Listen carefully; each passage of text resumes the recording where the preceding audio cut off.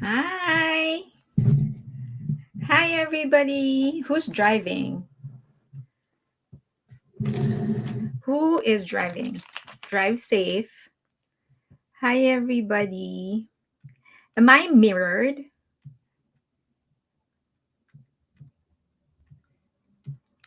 Who is driving?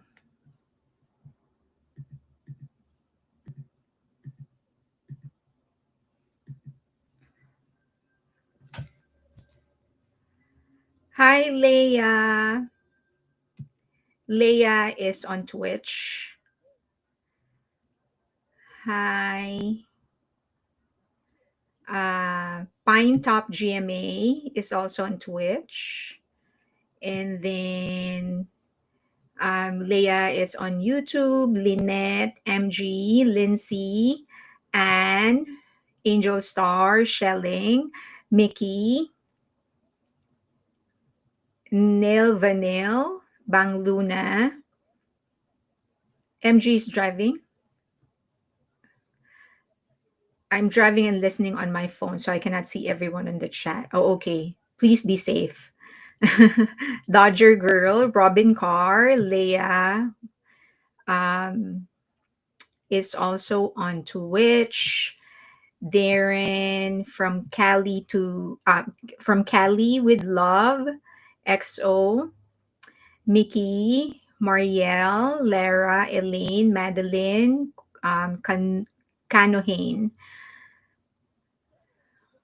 Bang Luna, Letitia, Dawn, Madeline, Lara, Debbie, Zibisi, Andrea, Lynette, Halina, Teresa, Mariel Ness Perez.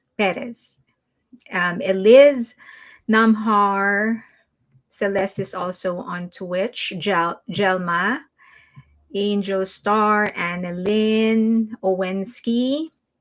I am good. How are you? Sylvia, Carol, Robin Carr. I am not mirrored. Perfect. Beth, Mycel, Jane, Tara, Elizabeth, Mickey, Seda, Iris, Arlene, Marina, Claudia, Farah, Marlan, Martina, Personal Space, Sinri, Lara. No chance for Hobie ticks yesterday and today. This sucks bad. Oh, you did not get any. Oh, I feel so. Oh, I was really hoping that everybody on this community would actually get their ticket. Madeline, um, Ceci, Kanohane, Peppermint. Oh, Peppermint is on X. Hello, Tara, Kaz. My dog wants to say hello. Vicky Forbes,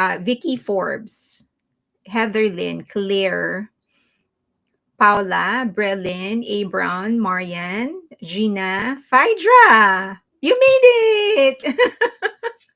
You made it. My dog wants to say hi to you, Phaedra. To everybody. Hazel, Lori, Madhumati, Erica, Ms. Get. Earthly Angels is also an X. Jan Weller, Dodger Girl. Oh, Dodger Girl shifted to Twitch. Jessica, Lara, Julie M, Eve, Hazel, Marielle. People press like. Bang Luna said. Please follow Bang Luna. Okay, Daebak is here. Come here. Ah, say hello to everybody. He is throwing a tantrum because we weren't able to play fetch today. Right, baby? Tell them how bad of a mother I am not playing fetch with you. Maybe see your puppy here. Hi, Roxani. Bought my 228 Soul live stream ticket today. I bought mine this morning. Hi. Say hi, baby. He wants me to scratch him. Hello. No, you're not late spring day. I just finished saying hi to everybody. They're saying hi to you. You say hi. Say hi. He just wants to get some scratches. Say hi. Say hi, baby. You have morning glory. You didn't fix yourself put your before you face the camera. Look. Say hi. Isn't that cute? Aren't you cute? Hello. Isn't that cute? Seeing that five Ajuma in the thumbnail, I know where this is going. You know where this is going. By the way, to avoid disparaging anybody, whenever I do those things, I usually just generate AI, so it's not a real person. Like nobody can tell me that I was like trying to use their image or whatever. Hi, puppy. Claire is also on X. By the way, I'm one of those who failed to get ticks in Manila. The ticks here is astronomical and chaotic. Daebak's pic on your social media remind me of Luck Dragon in the Never Ending Story. Oh my God, Never Ending Story. That was such a classic. Mickey, how is he doing in the OnlyFans? I haven't started it, but I will. Probably this week he will have his OnlyFans already. Hello, usually watch the VODs. Really enjoy your account. Thank you, Cassandra. Cassandra. What is Debak's breed? So sweet. He is a mini poodle mix, but I'm not sure what the other half is. So if you don't know the story, during the pandemic, my father passed away, and so someone suggested that I get a dog to sort of, you know, so that I would mentally survive to help me mentally survive. So I went to the shelters, and they were out of dogs because this was during the pandemic. So all the dogs were out and stuff. And oh, sorry, no, that's not accurate. There were dogs, but big dogs, and usually pit bull. And I'm really weak, like physically weak. Like I don't have um what do you call that? I guess strength. I don't have a lot of strength because I do have stamina, but I don't have a lot of strength. And I just simply couldn't. Hi, Romy. There was no dogs. There were no small dogs, any no dogs that I could handle, and so I had to buy him. And the breeder actually scammed me because I was looking for a small dog, like a teacup. I was looking for a teacup poodle, and when the breeder appeared, he was as small as this. He would fit on my palm, and so I thought he was a teacup poodle. And then, but this that was the first that was the first requirement. I wanted a teacup one, and then the second requirement that I wanted was that I wanted the brown one. And so when he showed me the picture, I chose the brown one, and he brought Daebak, which is white. And he was like, "Oh, please take him," because the mother rejected him. The mother was rejected because he's the youngest. And so, um, and so like I wanted to. I was so mad because he lied to me and he was tricking me.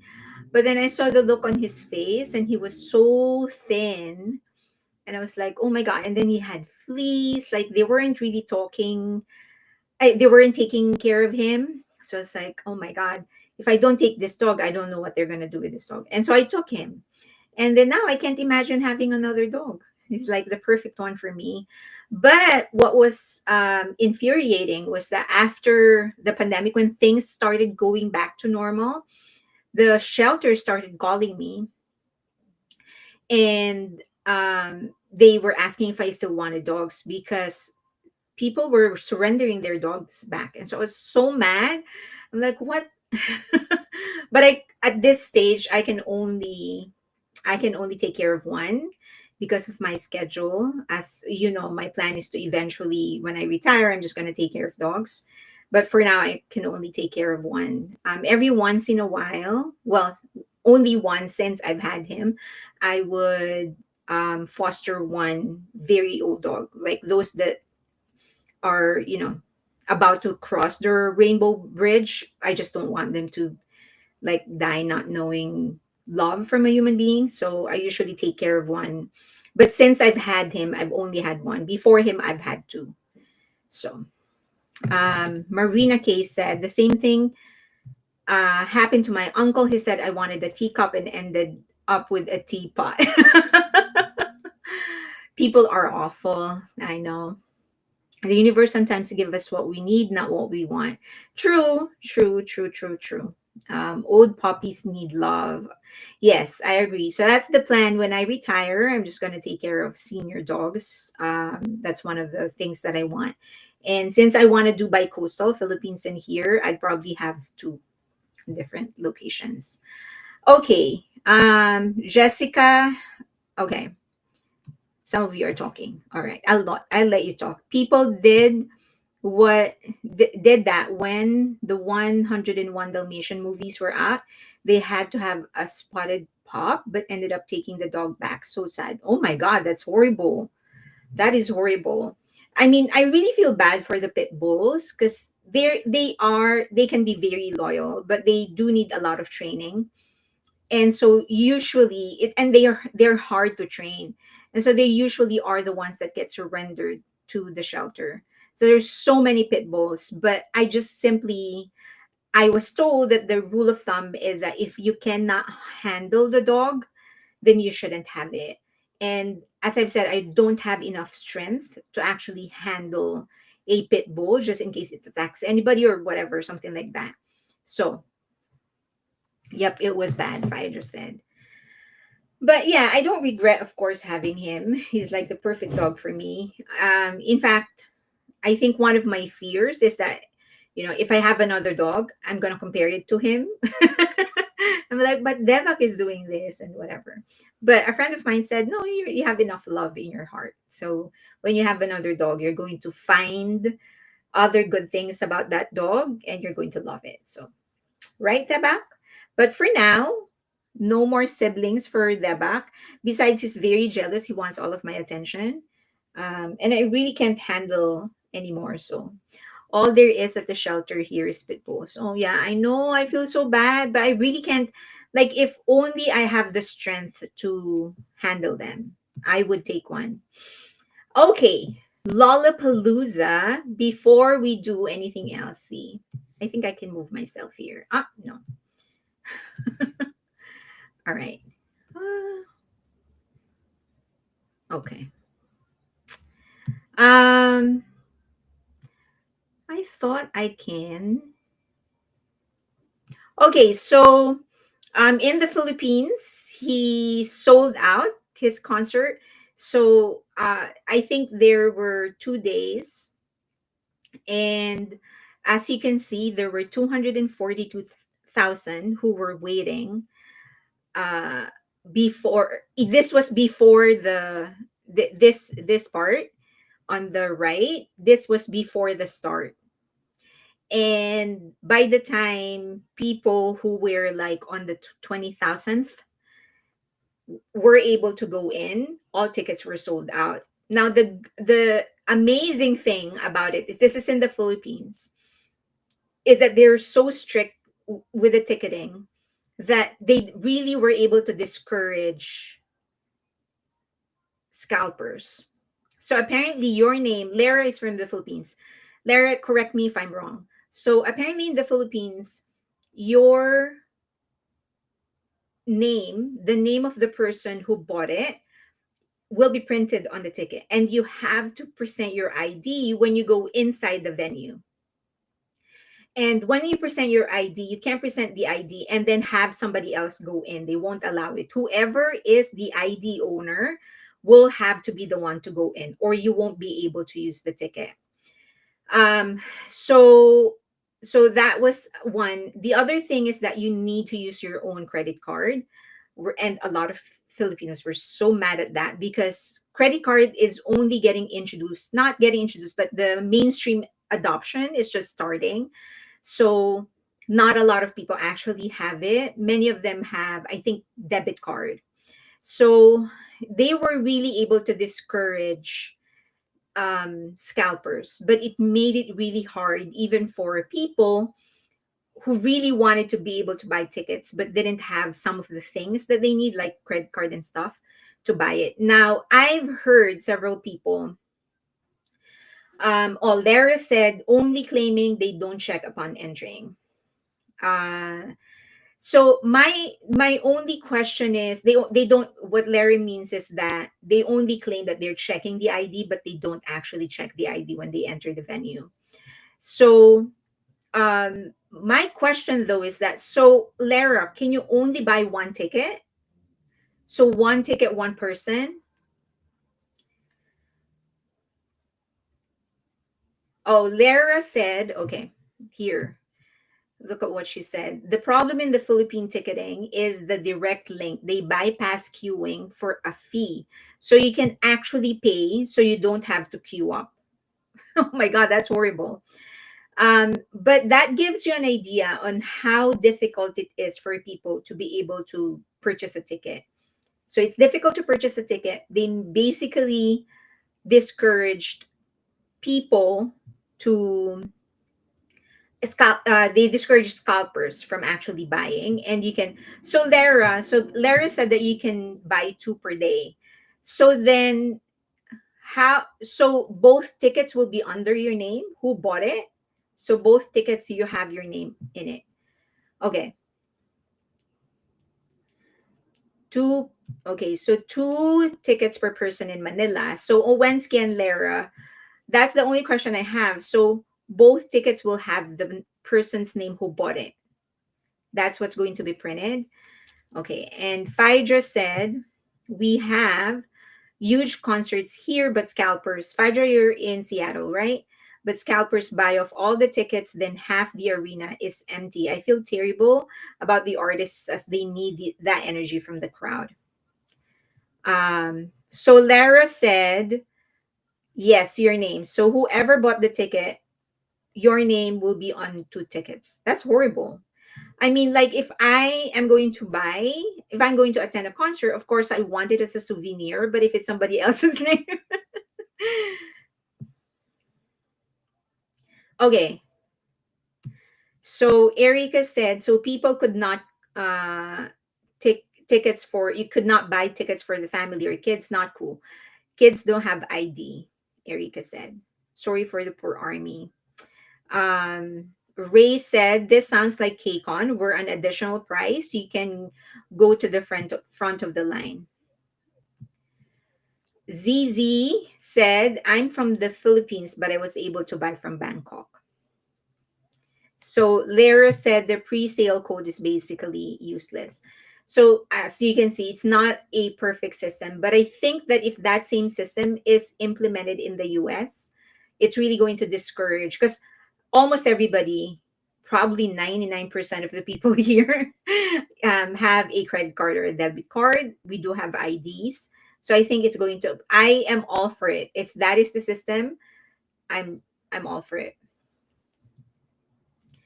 Phaedra, Bang Luna said, I remember when that happened to Rihanna at Wembley. I know. So for those who don't know, for Rihanna, the tickets were sold out, but half the venue was empty because it was bought by scalpers. The last concert I went to was the Love Yourself tour in 2019.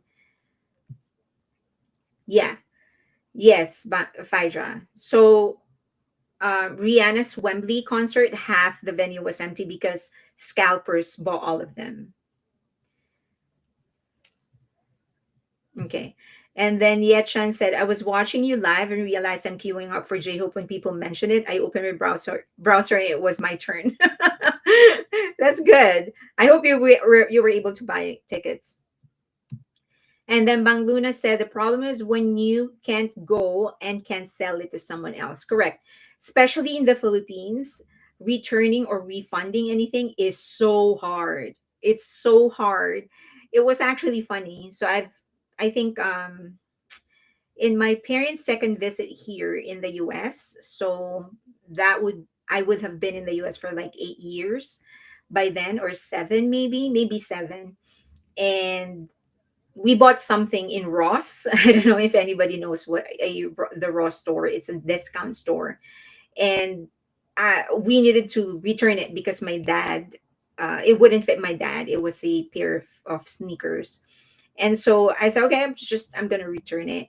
And when I was returning it, my mom kept on pulling my dad with me, and I was like, I didn't get it. Why he was like not pulling, but he was pushing my dad towards me to join me in the return section. I was like, I didn't understand what was that about. And so anyway, I gave him, so I returned the item, got my money back. It's in the card, and so we went out. And my mom was like, "Why didn't you tell them that it was your dad who owned the shoes? Like it was for him?" And I was like, What the hell do they care if the pair of shoes is my dad's?" And apparently, in the Philippines, if you're returning an item, even if you have the receipt, that's not enough. You're gonna have to show the person who supposedly owns the the merchandise has to be with you, which is crazy. So anyway, okay, I'm in Manila. MJD said, I'm in Manila, but I'll be seeing J-Hope in Jakarta. That is great. Okay, so another update on J-Hope is that he's going to headline Lollapalooza, so in Berlin. And apparently, he's going to make history because he is going to be the. Where is that? Oh, it did not update. Give me 1 second. I need this updated. Apparently, not screen, slides. Um,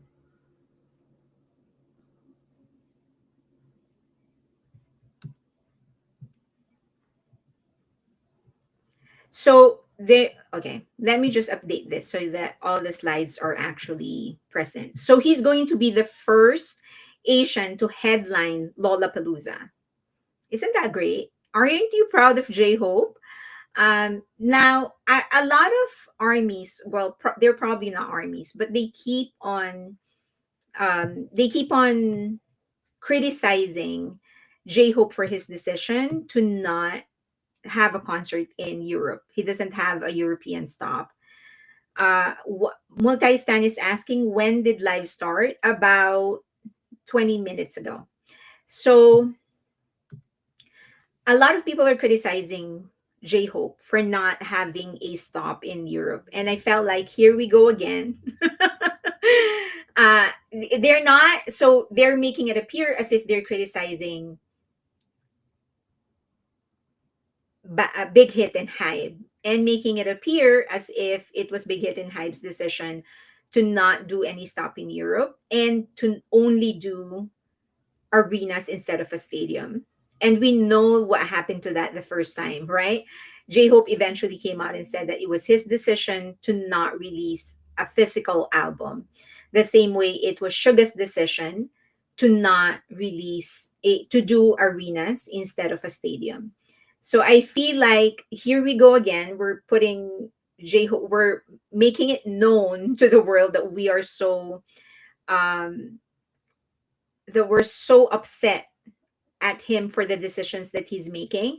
And I don't want to spoil. I don't want this entire experience to be spoiled just because there are some people who can't deal with the fact that BTS makes their own decision. So I hope we stop that. There, he has his reasons why he decided not to do any European stops, and I think all of this European shows that he has, that's his way of making up for it. I don't know why he decided not to do any European stop. Maybe it is logistics, maybe it is legality, maybe I don't know. But I feel like all him doing all of this stuff, this is his way of trying to make up for not having any European stop. And Jessica said, let's ignore them. Let's just I agree with that. Let's ignore them. Okay. So That's it. So he is going to be the first headliner, Asian headliner in a European festival. Um, okay. Let's see. If you have questions, 5% arena is a so amazing experience compared to the huge ones. I agree, it's more intimate. Bang Luna said, "I love the stickers saying that the merch was his idea. We're great." Oh yeah, that's another thing. So, as you know, just like everybody else, I have this delusion that I will be able to save money so for their return. And then I saw his merch and I was like, "There you go, zero balance again." But his merch, they're great, absolutely great. Oh my God, Nigeria. Mazida, hello. You are so far away. Okay. So Jessica said he does not have to make up for this. This is his plan and he has his reason. EU is getting to see him. The army bomb cover. I'm buying. What are you buying? I'm buying the sweater. That for sure. And then the necklace. Katarina said, "Saving money, what's that? I don't know. It's like like a delusion of or something." The heartthrob of an entire generation. Yeah. Um, so I'm happy. The other achievement that we need to celebrate would be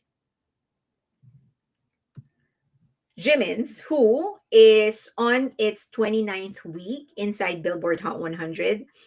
I am hoping that we could continue supporting it. Please, people, download a second or third streaming platform. So mine is my dog is on my lap, so I can't show it to you. But for this month, I am trying Tidal.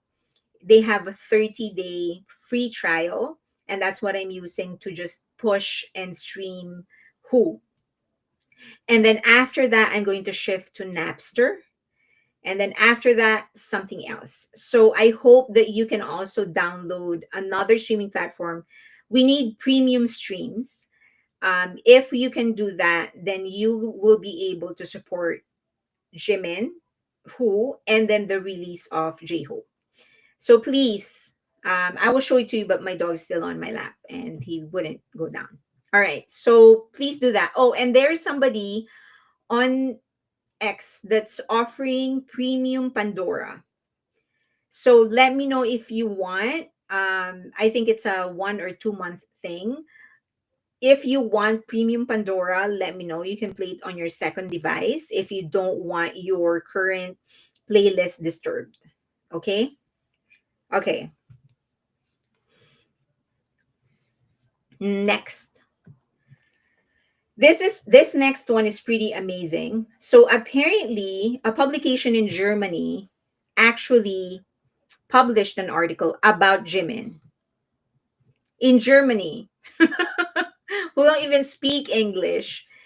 They published an article saying that Jimin's Who from Muse album has broken the record on Apple Music Top 25 Moscow chart. The song has been on the top of the chart for 200 days, becoming the first song in the history of the chart. It's not like the first K-pop act or something. No, this is the first song in the history of the chart to actually stay at the top for so long. Can I kindly share the streaming platform again? Okay, let me see here. Maybe.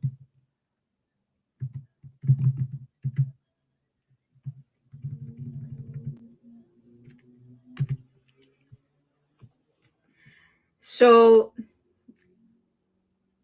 so it was just, I was so shocked that it was the first song. That means regardless of the language of the song. No, not even other German songs have actually matched his record. So on the top of the chart for 200 days, becoming the first song in the history of that chart to stay at the top of this for so long. Imagine that. Okay, so someone wanted to know the streaming platform again. All right, let me see if I can share this with you. Do you see it? It's Tidal. So you can get 30-day free access, and that will be considered free stream.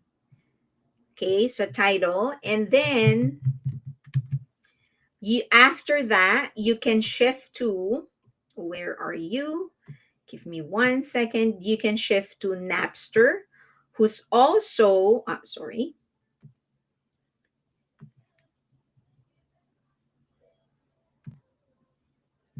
Hmm.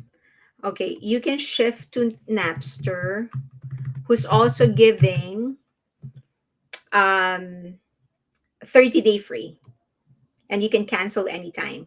So Tidal and then Napster. Okay. So for Tidal, it's premium only streams. So that is the ideal. Of course, if you're using Apple Music, you might want to try Amazon as well. But please, let's try to support Who and the upcoming release of J-Hope. Elizabeth said, I was in Germany for 4 months. BTS has a huge following. Why is everyone amazed? BTS surpasses borders. I agree. I absolutely agree. Okay, so this account is offering free Pandora Premium. So if you want, let me know and I will refer you to her and her to you so that you can actually get the premium account so that you can help in streaming Who and the upcoming release of J Hope Premium. Okay, smash the like button. Now let's go to our main topic. Apple Music has an offer. Kez said Apple Music has an offer, 299 USD for 6 months. That is a great offer because I'm paying 1099. So if they're giving it for 299, that's a great offer. Okay, so all right. So let's hide this first. My dog is irritated at me because I keep on talking. You want to go down, baby? Want to go down? He doesn't want to go down. Do you not want to go down? You say hi. You say hi to everybody. He's so sweet. So, the main topic, one of the main topics, it is an iconic quote. One of the main topics that we have today is the new controversy that people are trying to throw Bang Si Hyuk's way. So he's getting dragged again. And just like what Sean Mendes said, I do nothing and I still get involved in stupid shit. So this is what's happening to Bang. He really doesn't want to go down. He's pushing me whenever I'm trying to making an attempt to try and put him down. See? You have to go down, baby. Say bye to everybody. Bye. Bye bye. Bye bye. Bye. Bye bye. Okay. So what happened is the question. Just the tea, please. Hi, Asian Entertainment. Finally, I caught hello. Celeste is leaving. Bye. Bye, Celeste. Okay, so the parents of New Jeans published a statement in their Instagram. And it's a long statement. And here is the TLDR of the statement because I know that you wouldn't have the patience to actually read everything. So apparently, they're so mad at different music organizations from Korea issuing a statement criticizing what New Jeans is actually doing. Oh, you're saying goodbye to the puppy. Okay. um, so Korean, there's several Korean music organizations already who issued a statement saying that the court needs to uh, issue a decision because what New Jeans is doing is actually setting a precedent. And that is going to affect all other contracts in the future. Because if New Jeans can just so easily, this is the point of their statement, if New Jeans can just so easily terminate their contract, then it means that it's going to discourage many investors because they would feel that their investment is not being protected. And as a business owner myself, that is true. Like if I know I won't have enough protection, the law will not be on my side, or at least it's not going to be fair, then yeah, I will not invest any money in that industry or in that country. Okay. So now Nugent's side responded, accusing this organization of siding with HYBE, spreading misinformation and ignoring the real issue. And the real issue for them is that HYBE mistreated New Jeans. They argued that New Jeans legally terminated their contract due to unfair treatment, which they say is in the contract, that they have the right to terminate the agreement if there is any kind of mistreatment or whatever.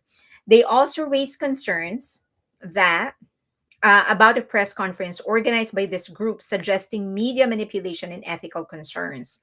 Now, the last accusation they had is that Bang Si Hyuk called the Complex Con. This is the event that's happening in Hong Kong, where New Jeans is supposed to be the headliner. They were going to perform. And they're saying that according to the organizer, Bang Si Hyuk himself called Complex Con to stop them from allowing New Jeans to perform in Complex Con. All right. So that's their accusation. Now, Adore responded and said that, and this is the actual statement, Adore has never attempted to get Nugent's Hong Kong performance canceled. We have also confirmed that Chairman Bang Si-hyuk has never contacted anyone at all about Nugent's Hong Kong performance. Just as we have previously requested to the domestic media, Adore requested the organizers use the official name Nugent's. And we also requested that based on Nugent's exclusive contract, the organizers work with the door as they move forward with the performance. So, as you know, one of the benefits, which I am going to discuss in a bit, one of the benefits of having a multi-label system, having a parent company, is that you actually enjoy certain resources, and that includes performance directors, stuff that could make your performance better. So they're saying that they are more than capable of actually using that, of operating, of executing the performance. All right, so it seems obviously that New Jeans is actually rejecting it. So the Adore already denied, and my initial thought is that you you who is the troll? So let me know. One of the things that I think one of the reasons that, okay, so when I first, who is it? Who is a troll? So one of the things that the first thing that came into my mind when I first heard about this is that whoever claimed that Bang Shiyok called them better have proof. So they better have proof. I'm looking for Driz. I don't see that Driz. Did I? Ah, I see that.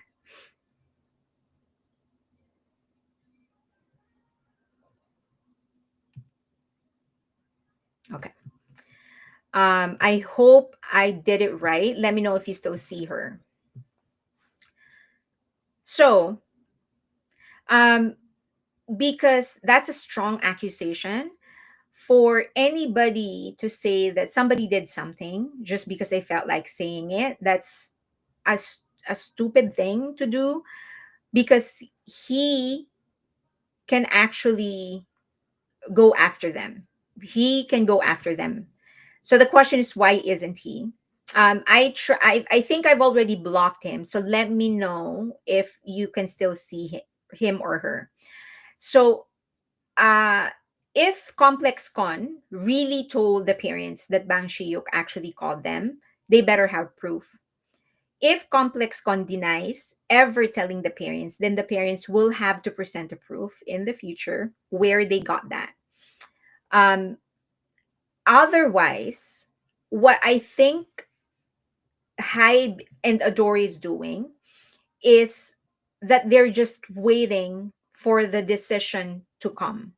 They are waiting for the court to declare that the contract is valid. And once they have that, they're going to have a suing party. And all these people making up stories about them will most likely get dragged to court. Um, so it is unbelievable to me that someone Jis is still here. How do I can you block her? I don't know how to. I'm sort of new, so I guess new in this platform. So please just block her because I don't know how to block her. See, I can even restream. Oh, maybe if I do this, I will see her. No. Okay, let's go back. So just try to block her because yeah, just try to block her because I don't know how to go through to I am still new in using this platform, so I don't know how to actually go back and see and like actually totally block the person. All right, so going back, whoever, I think that's the game plan. They just wanna get the decision. Once the decision is rendered, then they are going to start suing everybody and all these people who's actually spreading rumors, that they will be one of the people that Adore is going to sue and Hybe is going to sue. Now, the other probable reason they're doing it is just because of marketing. The more, at the end of the day, if you get talked about, then people are going to be curious about your performance. And I see a lot of people who are already commenting, like, I don't know this issue, I don't know who they are, and I don't care. So the mere fact that other people are actually suing her, sorry, not suing her, but seeing them, it means that the marketing effort is actually effective because other people are now starting to see them. So that's probably one of the reasons they're doing this. Anytime you drag the name of Bang Si Hyuk in anything, the media is most likely going to pick it up because it's Bang Si Hyuk. Everybody knows that he's the producer and the former CEO of Big Hit, the man who created, who organized, put together BTS, right? So that's one reason. Most likely marketing. And even if it is bad marketing or what we perceive to be marketing, that is still good marketing. PR, no matter how bad, is still good PR. The other thing is that it could probably be sympathy, trying to gain the sympathy of people, trying to affect the decision of the court. I don't know if you are aware of the current lawsuits between, and it is lawsuits because there's a lot, Justin Baldoni and Blake Lively. So other people are saying that one of the reasons Justin Baldoni, I don't know much about this case except for the initial like wave of things that happened. After that, I just lost interest. But people are saying that one of the reasons that Justin Baldoni has been very vocal about his side of the story is to try and affect the decision of the court, meaning the possibly the jury. So I don't know if that is true, but this is kind of something similar. If they can generate sympathy, then the court will most like they have a chance of the court actually siding with them. Fire Butterfly said, I'm ignoring the case with Blake Lively and Justin is exhausting. Yeah, it was like funny in the beginning. And then like after 2, 3 days, I was just like I got bored. So I'm like, whatever. Okay. Okay. So I think at the end of the day, just keep calm. I think Adore and HYBE, they know what they're doing. They're paying a lot of lawyers, expensive lawyers, to handle this case. Um, I am just looking at it from a business perspective. I just want to see how people are going to play their cards. I want to see how HYBE is going to eventually um, handle this, how HYBE is going to respond to this, and more importantly, how the court of Korea is going to respond. Like, what are they going to say about this case? Because it is true that they need to, that I am sure they are aware that any decision they make is going to be a precedent. So if they allow New Jeans to very easily terminate their contract, then that's a precedent. So other groups can easily do that. And of course, again, if I am the investor, I know that the investments that I'm making won't do much, can easily be ignored. Then why will I, right? Yeah, CYA, cover your behind. So I think that's what they're doing. It's not I don't think it's like a rocket science. So the question is, I've mentioned this before, why is Hyde suing? I think it's because they're just waiting. It's a waiting game for them. They want to know what the court is going to say. And by Peppermint, she said that she needs to leave. Once they are actually able to get the decision, then they'll start suing people. Okay, so once one said, I worry about South Korean assemblyman involvement in the New Jeans drama. Um, it is very obvious that the legislator isn't even hiding the fact that he is a huge fan of New Jeans and that he has no problem wielding his power and influence in order to get what in order to help New Jeans get what they want. Um, my for me, my from where I am, and I'm sorry to say this, but I don't care. Bye, Peppermint. It's This is Peppermint saying bye. Bye.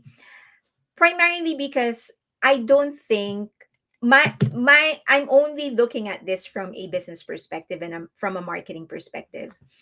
Um, that's one. Second is that there is absolutely nothing this case, nothing can happen in this case that will affect BTS. So I don't care what the court says, what the court doesn't say, what anybody says. My only concern is first and foremost BTS. If the assemblyman or the legislator is okay tanking his own country in the interest of upholding his own bias, I think that's on him. Right? So, you know, maybe that's a lesson for Koreans. Why did you elect somebody like him? Next is that whatever happens from there forward, just in case, let's just say they actually favor the court favor New Jeans and says no, they have the right to terminate the contract 100% that easily. They did everything correctly and they have the right to work freely and ask Hybe to not interfere. Then everything is on them. They have nobody else to blame. No matter what happens to their career is going to be on them. And so my if from my point of view, it would be like, okay, then may the odds be ever in your favor. Because then you've asked for this. You wanted total freedom, you've gotten it. You wanted total absolvement, you've gotten it. Now go conquer the world. And you know, that's it. Leia said, hush, don't even put it out there. Okay. So that's it. That's the update on that end. Let's why don't we shift to something more positive? How about that? Driz. Georgia said, Driz, I'm performing a study. What compels you to troll? Just ignore. I think everybody else have blocked I think so, right? Everyone else has blocked her, so you can just block her. Okay, so next topic. Next topic. Okay, let's see here. Okay. Um. Oh no. Oh no. All right. So let's see. There. Okay. So let's discuss. Someone. This is a request. Someone asked me to discuss what is the role of Hybe. What kind of support Hybe is actually providing their labels, and is it objectively, is the multi-label system a good system, or a single label system is still good? So single label system, that would be SM Entertainment, JYP, YG. It's one label and one management company handling all the artists. Okay, so before we even go to that, let's look at the, this is the corporate outline of Hybe. Okay. So they are divided. This is why they are a conglomerate. They have different industries under them. So they have platforms. Weverse is one of them. They have solutions. Um, AI is one of them. Metaverse, NFTs, that's one. And then they have the labels. So they have different companies performing different functions on different industries. And all of that are working together in order to push the artists. And some are actually providing support to other artists outside of Hybe as well. So it's, this was done by Cinder Lena. So if you want to visit her ex, go ahead. She was the one who did it. I just took it and and put it here. All right. Now, a multi-label system is nothing new. This is the setup of Universal. Under Universal, you have Island Music, Republic, EMI, This is a Universal. So Capital Music, Def Jam, Decca, and then other non-label companies as well. So a multi-label system is definitely not new. Not just Universal Music, but also Sony. They also have other labels under them. So they have Columbia, Epic, RCA, Arista, Vested, so many other labels under them. So this is kind of the same as what Hybe is doing, because um, they are handling different, under them they are handling different labels who are operating independently, but they have common resources. Okay, so let's look at what are the services that Hybe, or what are the things that Hybe, functions that Hybe is performing for the other groups, or for the other labels under them. One is business and financial support, and that is probably the most important, right? If you're a small label and you're handling different companies, so remember Adore, Big Hit, Source Music, all of them, Pledis, they are independent of each other. And so if they were a single agency, if they are a single label, then all those groups will have to depend on the money of the label, of that one label. Since you have a conglomerate, since you have a multi-label system, the mother company, sometimes they call it the umbrella company, that's the main funding source. So Hybe provides financial support to its labels, including initial investments, operational funds, strategic capital for expansion. So if you're a label, let's say for example, Source Music was deep in that when they started.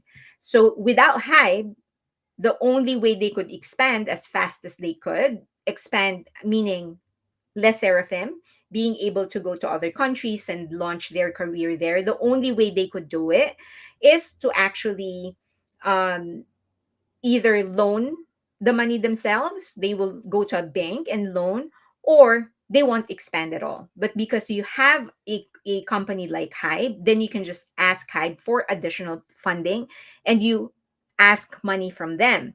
When you pay the money back, then you still get the benefits because it's the same pocket. Does that make sense? So that's the biggest investment funding.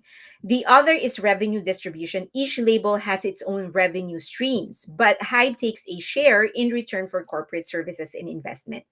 So you can what essentially is happening is that you have your support system. Like in every company, there are different departments, right? You have marketing, operations, sales, security, technology, all of those things. If you are a single label company, then you're the one who's going to, it's just everybody under your label that will help in expanding those departments. But if it's a multi-label system, there are multiple groups, multiple artists, multiple labels that are supporting this department. So it becomes cheaper.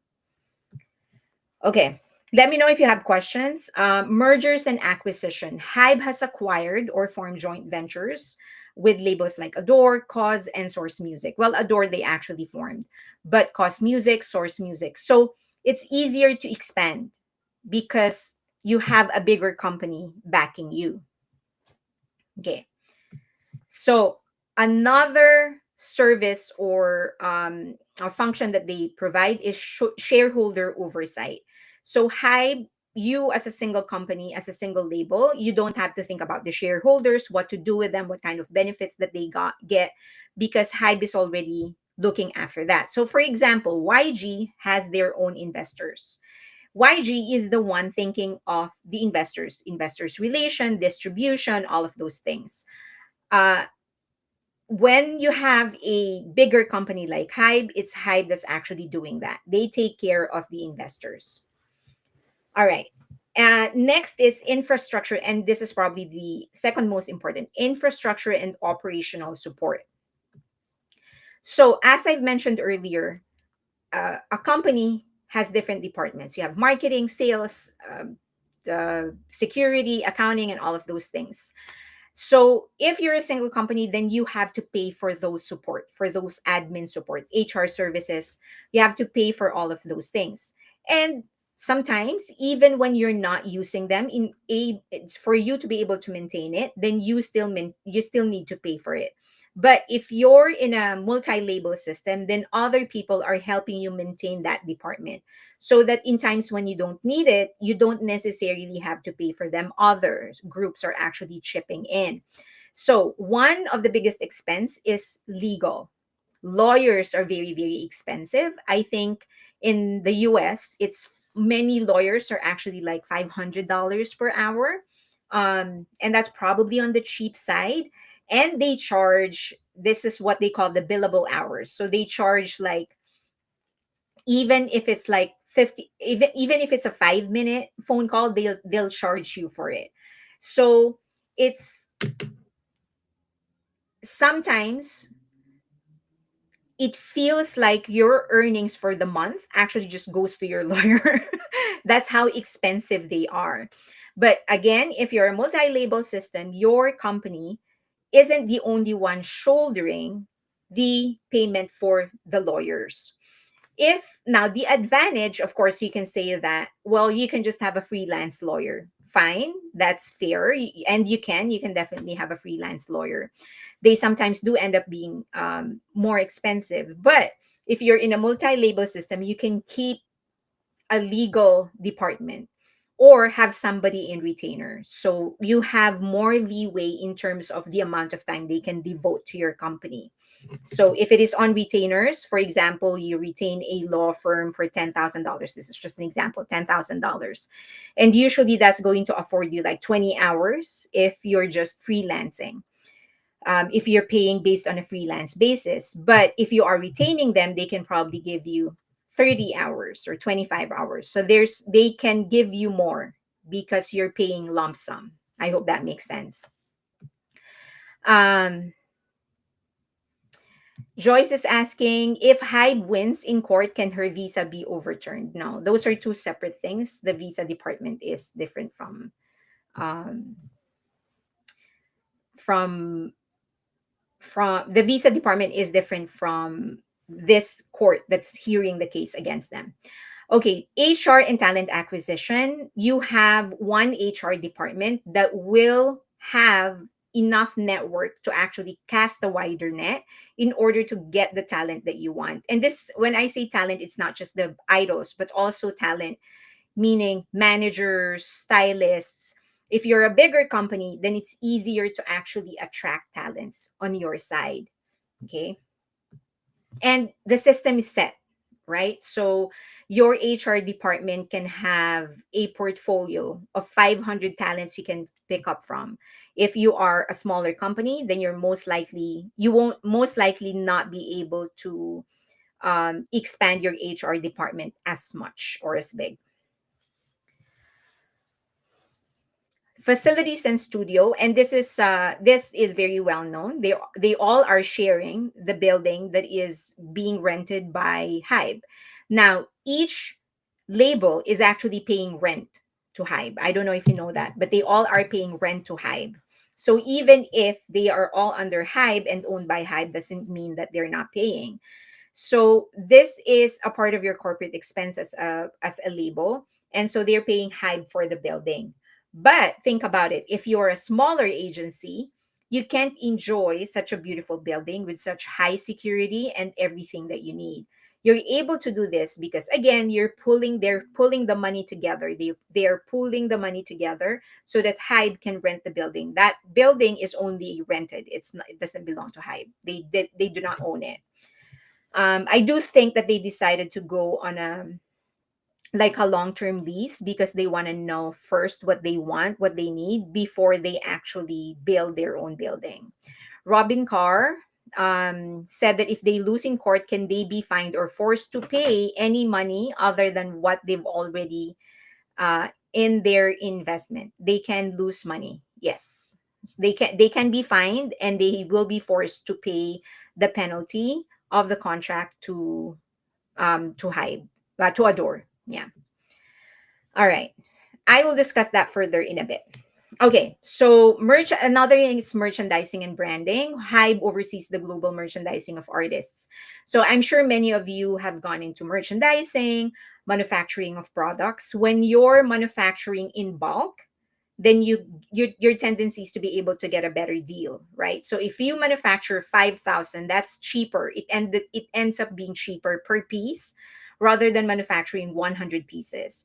So if there are 10 different labels all manufacturing their shirts, and in total you're manufacturing what, like 1 million in a year, that's per piece. It will end up being cheaper than having just one artist, one group who's manufacturing 5,000 shirts in a year, something like that.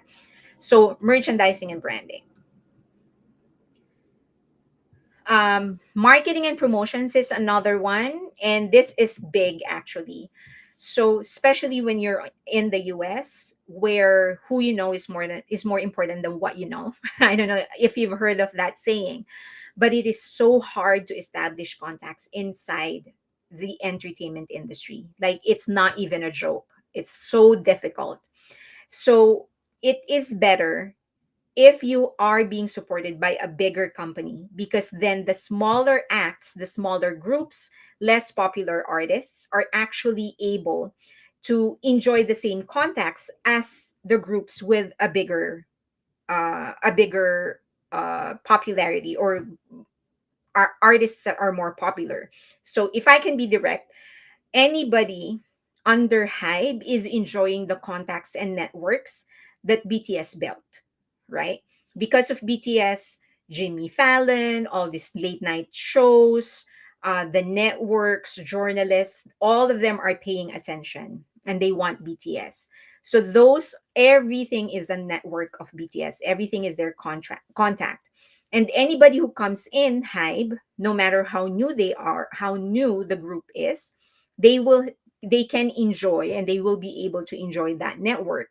Because when Hybe says, hey, Jeff Benjamin, I have a new group, it's easy for Jeff Benjamin to actually pay attention because it is the same management company behind behind BTS that's calling them.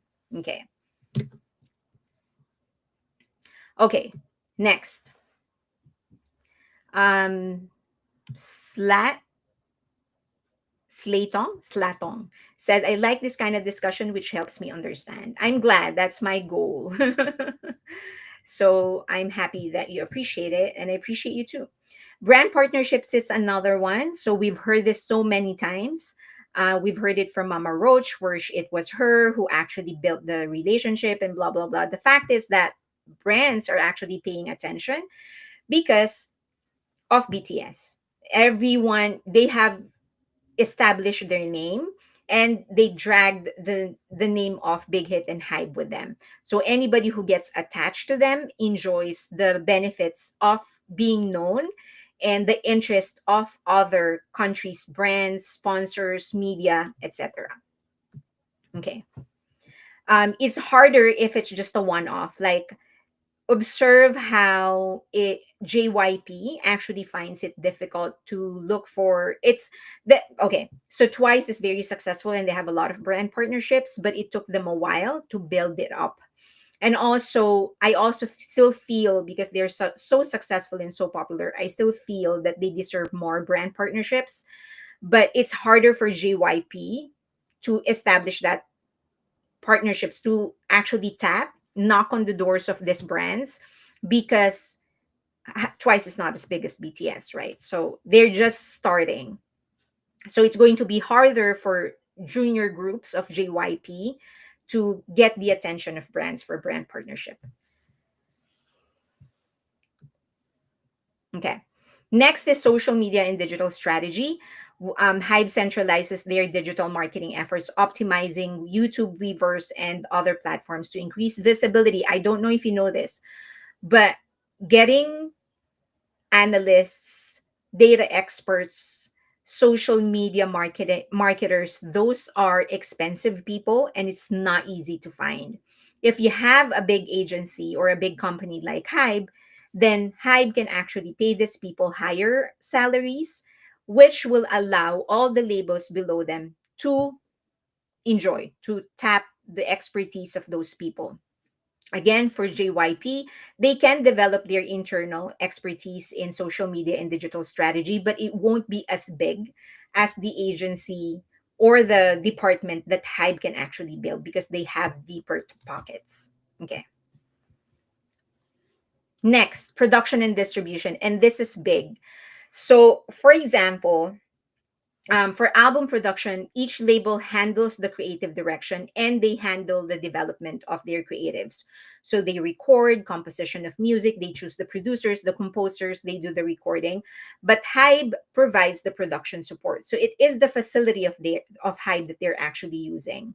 And if they need, and this was actually mentioned by the parents of New Jeans members and also of Min Hee Jin and New Jeans, that they wanted to get a Grammy winning producer, right? So if you're, for example, if I'm a label and if I just put up a label now and I start calling Grammy winning producers, do you think they're going to pay attention to me? Of course not, right? Who am I? They don't know me. But if it's a group like BTS that calls them, of course they're going to go, because that's sure money. That's one. Second is that if it is the agency behind BTS, of course they're going to answer, because they know somehow that is going to enjoy the popularity of BTS. So it's easier for them to tap producers, Grammy winning producers, popular producers, because of the name that BTS has already established.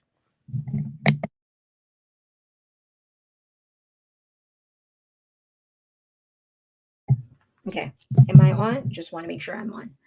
When I'm coughing, I just turn it off because I don't want you to, I don't want to hear you. I don't want to hurt your ears. Next is distribution. Hybe has a global distribution partnerships with Geffen and Universal Music. If you would remember, Mama Roach actually complained about this. Like, she didn't want to get into a partnership with Universal Music because she thinks that she can negotiate lower rates and all of those stuff. Yeah, that, which is true, she can negotiate all of those things. She probably, I mean, she's a very charming person, so she can probably get it for cheaps. But the effort you're going to be putting to try and negotiate all of these things, set up appointments, get it checked by a lawyer, do a feasibility study, and all of those, whatever discount you get will still be spent because you have to review all of the spend for the review of all of those things, set up all of, etc. So it's a zero sum equation. Whatever you save, you will still spend because you're going to have to spend more time in building that partnership, checking the contracts, making sure everything's okay, flying to wherever to meet people. Of course, her time, if she's the one negotiating it, her time also has to be accounted for. Okay, even if you're the owner and the CEO, whatever you do for the company, you have to put a monetary value in that. So, for example, I have a small business. If I um, decide to do something in the business, like for example, if I do the accounting, for me to have an accurate idea on the expense, I'm going to have to pay myself. So I'm going to count the number of hours I spent doing accounting, and I will have to put a monetary value in it. So, for example, this is just an example. If you think you're worth $100 an hour and you spent doing something for 5 hours, you spent 5 hours doing something. So 100 times five, $500. So that's the expense. So it doesn't necessarily mean you're really going to pay for it, but you have to be conscious of the fact that you are spending. It's just not a monetary thing. So that is the same principle with her doing all the negotiation. Maybe she will get it for lower, but because she will have to spend time building all of those partnerships, negotiating, getting the contracts reviewed, then whatever she thinks she will actually get as a discount, she will still be spending. Okay. Weavers and fan engagement, that all goes to BTS, to Hybe, because they've built the platform already, and now everyone is enjoying it. Now, New Jeans actually has their own sheet. They demanded their own, which is phoning. Even though it is a separate platform, those were developed by the same people that have developed Weavers already. So that became cheaper as opposed to them doing anything from scratch and everything from scratch, right? Because they already have the foundational code, the basic code for it. Bang Luna said a lot of small businesses go nuts because their cost accounting is bad. Yeah, that is actually, that's one thing that I want you all. I not I want, but I suggest you all practice when you're doing something, like know your worth, know how much you are hourly, and that's the only time when you will be able to really compute how, whether you're saving something, whether you're saving money when you do something. So for example, and this is actually a funny an example I used to find very funny before. Like for example, if I decide to clean my house, it's a very small apartment, so I do it. But and my mom loves cleaning. But when I was alone, I would do it. But think about it, like how much time do you spend cleaning your apartments, and then how much are you worth? So if you price yourself to be $100 and you spend 3 hours cleaning your apartment, you actually spent $300, right? Because you're worth $100 and you spend 3 hours cleaning. So that's $300. If you pay somebody to do it, how much is that going to cost? Let's just say, this is just an example, 100. So if you do it yourself, you're not saving money. You're actually spending more because you're worth $100 and you did it for 3 hours, as opposed to just hiring somebody worth $100. Because the idea is that time that you will save not doing something, you can use doing something else that will earn you money. I hope that makes sense. Iris, good night. Global expansion in touring is another one. If you are with a big company, then it is easier for you to tap different resources and different expertise in other countries, because other acts are also establishing their own network. Okay. Um, they are enjoying this because of all the world tours that BTS has done. They've been able to establish contacts already. Okay. Jazzy J said, sorry, I got here late. It's okay, Jazzy J. International market penetration also becomes easier. And I think right now, the biggest beneficiary of this is Le Seraphim. They are able to market Le Seraphim easier because of the reputation that BTS has already established. And I think, in fairness to Le Seraphim, they really are working their ass off to deserve it. Like the break, they were given VMAs, pre-show performance, and they just rocked it. Like they owned it. They were given the EVMA performance, and my God, that opening is one for the books. So they are not wasting the opportunity that they were given because of the things that BTS has been able to establish already. Okay. Okay. So, what then is the responsibility of the label versus the uh, Hybe's role versus the role of Hybe? What is the difference between the two? I guess this is the only like disadvantage of this platform. It's very slow.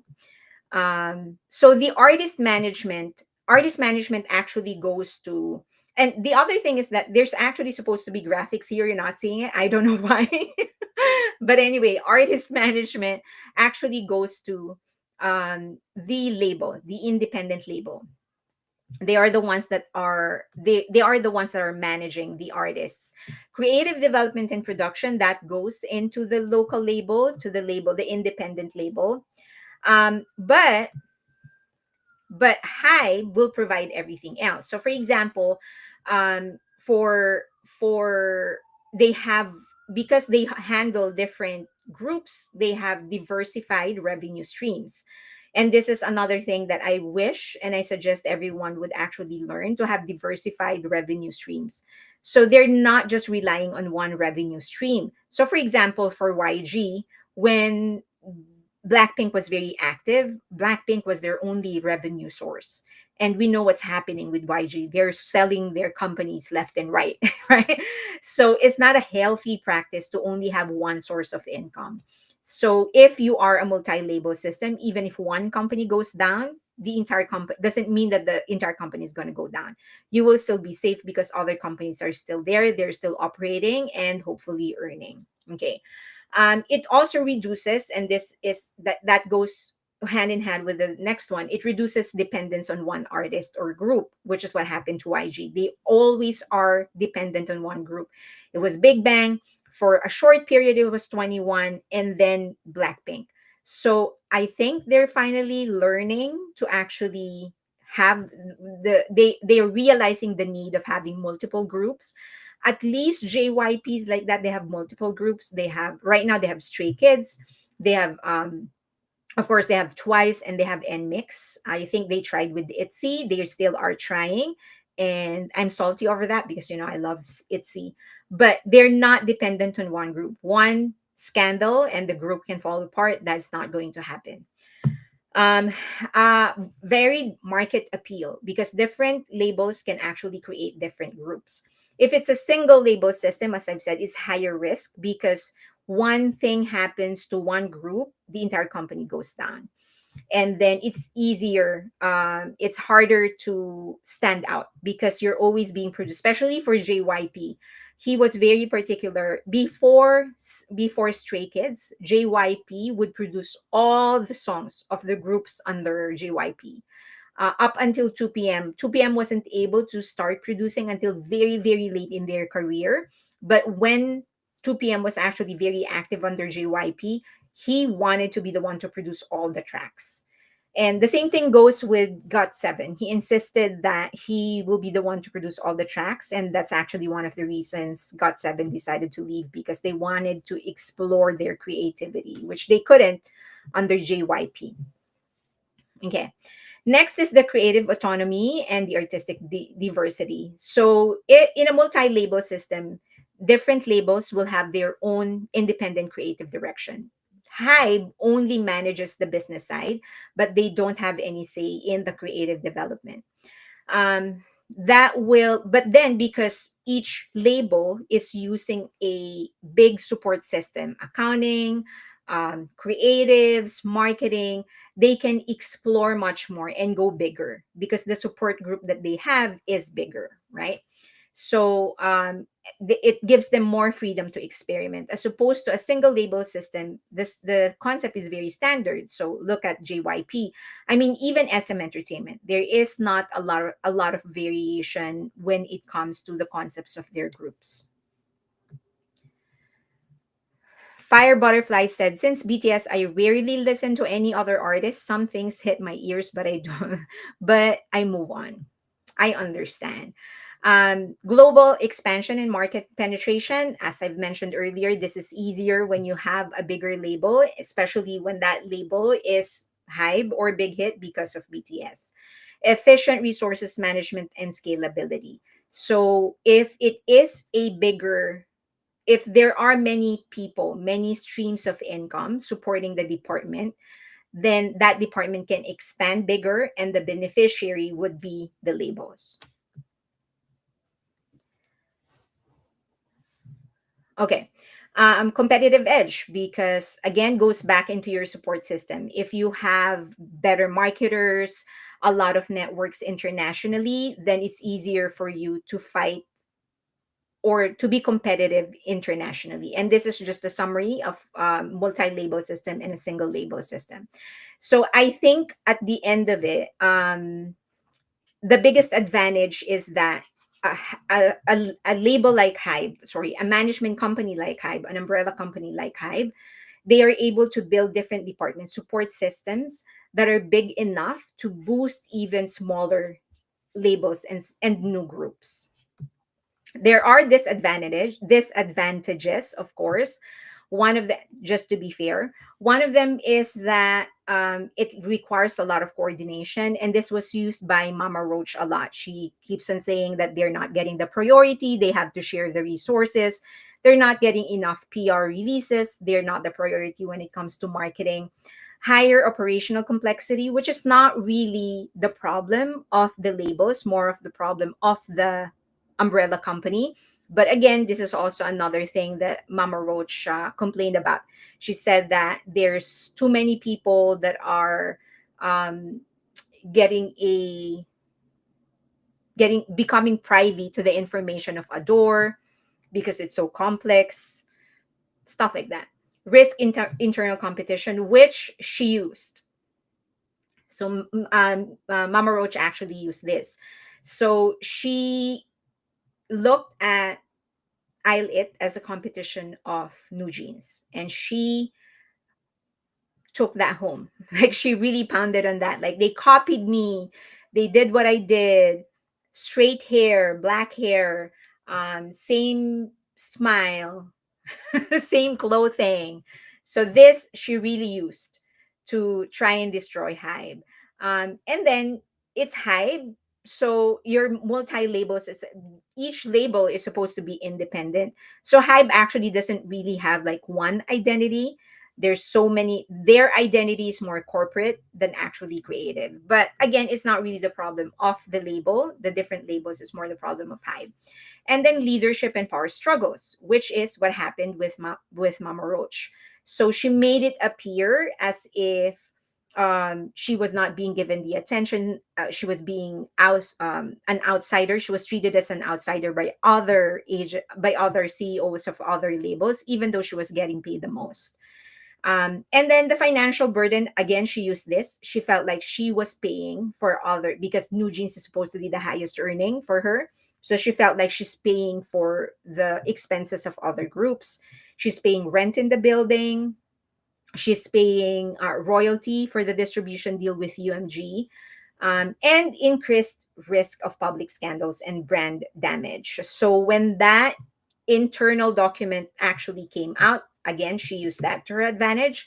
That was one of the things that they used to criticize the multi-label system.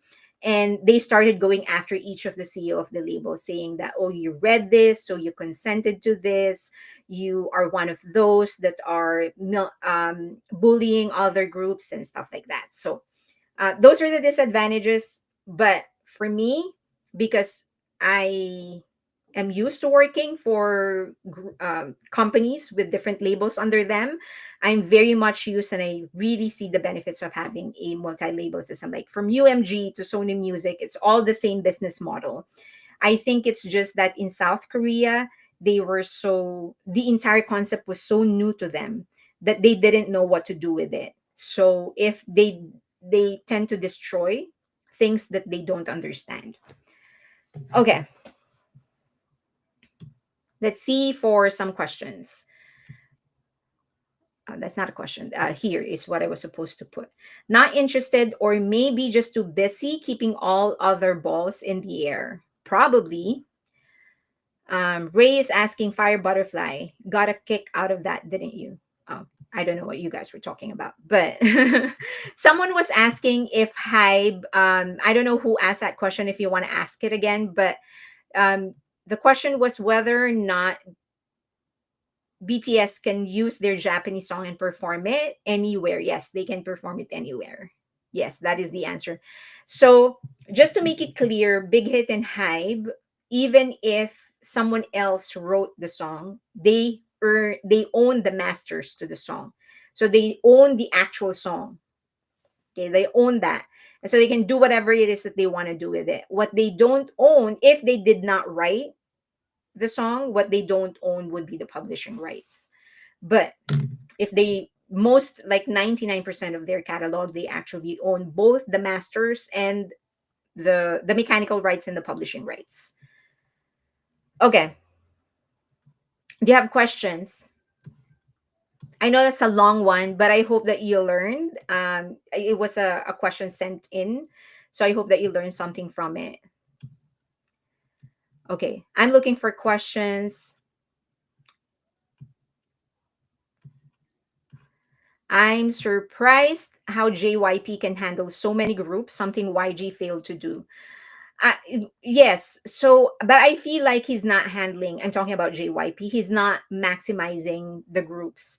I've mentioned I've mentioned what I'm about to say. I've mentioned several times in this live stream and in my videos that I feel like ITZY should be bigger by now, but I don't think they were handled the right way. And I think it is because JYP isn't as good as others when it comes to handling or managing multiple groups. Like, I feel like they definitely dropped the ball with GOT7, um, and they did the same, and they're dropping the ball with ITZY. I feel like ITZY should be bigger by now. They're just like super lucky with Stray Kids because they manage themselves. They're the ones that decide on their schedule. They write their own songs. They decide on their own promotions, the marketing, the visuals of it. And I think they're just Twice is just too big. It's big, so it's very very profitable. Okay. Um, Jessica said, I heard that Starship is starting their own kind of multi-label system by using divisions. You've heard about it? Yes. So they, yes. Let me see if I can see that, if I can find it. But yeah, give me 1 second. So maybe that's where they are headed. They really do want to start doing a multi-label system. But to be clear, even JYP actually has divisions. Starship. Um, the main thing here it is. So they announced this.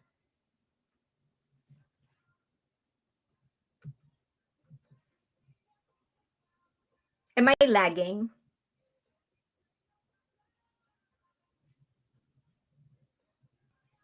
Maybe I should close some.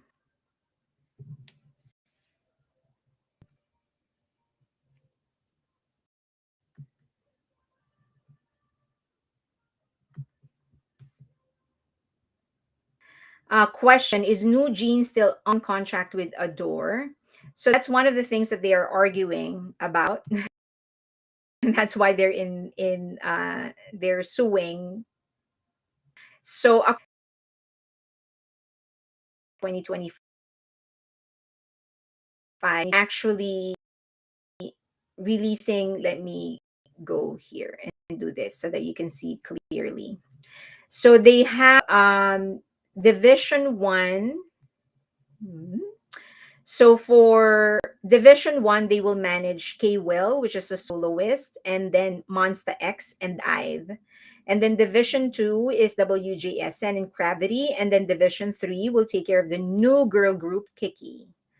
So yeah, so they're starting that division. I don't know if the plan is to eventually go multi-label, but JYP also has divisions. They also have divisions, but they and they've had it for a while. They haven't done multi-label system, and JYP actually has gone on record to say that he doesn't think that he will um go multi-label system, just because he's not that kind of a leader. Like, he feels that he needs to manage everything directly. Urban Squirrel is asking, didn't Bang PD work for another company before he started Big Hit? He worked for JYP. Ji Young Park, the owner of JYP, they're actually best friends. So he used to work with JYP. He would write lyrics and songs for the different groups that JYP is managing. And then they had a fight in the US. So Bang Si Hyuk decided to go back to South Korea, start his own company, and JYP actually supported him. That company is actually Big Hit. Jazzy J, is New Jeans still in contract with Adore? So they are. That's the lawsuit. So Adore is arguing that the exclusive contract is still on. It's still valid, but New Jeans is arguing that because of the mistreatment, that it's actually terminated. J-Hope and Lollapalooza. Yes, we talked about that in the beginning. So congratulations to everybody in Europe. You get to see him. Ophelia said, if you overload your company with groups but don't develop them, in the end, they don't thrive. Yes, that's one of the like major issues. Okay. I see I'm lagging. I hope I'm not lagging anymore. SM has divisions when it comes to studios too, right? They do. They also have divisions. That's true. Yes, they have divisions. So JYP, Starship, and SM, they all have divisions. Yep, I see the CEO used to be the road manager for Big Hit. Honestly, the BTS experience keeps going. I think, one of the things that I would believe, because a lot of like many of the groups, sorry, many of the staff managers, not staff managers, but staff members of Big Hit has gone on to put up their own company, start their own business or whatever, like a management company or a record label. And I would like to think that at least some of them, if not all of them, many of them actually did this with the consent and with the blessings of Bang Shiuk. I don't think he's the kind that would hold you back if you want to grow and start your own, because that's how he started, right? He was working with or for JYP, and when he told JYP he just wants to start something for himself, JYP supported him. So I think that all those other staff members or managers going off and putting up their own business, I would like to think that most of them, if not all of them, they did this with the blessings of Bang Shiuk. A lot of people don't know there is an individual artist with Big Hit. Do you think Big Hit will add more artists and posted this to Twitch too? Um, yeah. So Yun is actually the solo artist under Big Hit. And do I think, is a question, do I think Big Hit will add more artists? They actually just started accepting, they started doing auditions, so they do have plans, it seems, to grow. In one of my previous lives, I actually said, live stream, I actually mentioned that one of the routes that Adore can take is to become a label for solo artists. Like, that will become their specialty, because I do think it's high time for Korea to have some like popular solo. Like, no one has come close to IU, right? Like, she is on top and no one has come close. So that's one. Another would be, there were three suggestions for me. I don't know if they probably did listen to it, but one would be like a label for solo artists. The other is a label for alternative or band. Like, if you're like an actual band, not a boy band, like a band with instruments and something like that. That's another one. Like alternative rock, something like that. That they are the label for that. And then the other thing is if they want to start their like in an entirely different division, actors, production, stuff like that. Why can Twice and ITZY perform their music that was released in Japan at their concert? I did not know that they can perform. I know that they choose not to. I thought that was the issue. I did not know that they can't perform their music that was released in Japan. Maybe because of the sour relationship of Japan and Korea, you don't want to be singing a Japanese song when you're in Korea. Pine Top GMA, speaking of big hit, congrats to TXT for winning Desang at Hanto Awards. It's their first, right?